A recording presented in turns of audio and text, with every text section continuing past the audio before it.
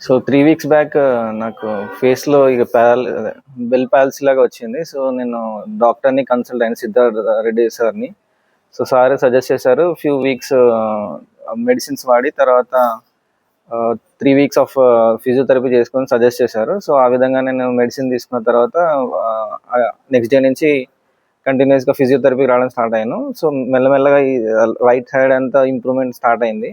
So ఇక్కడున్న ఫిజియోథెరపీలో ఉన్న sirs అందరూ నాకు బాగా హెల్ప్ చేశారు. జమీర్ సార్, హారిక గారు అండ్ సమీక్ష గారు అండ్ లలిత గారు అండ్ వినోద్ సార్ కూడా హెల్ప్ చేశారు.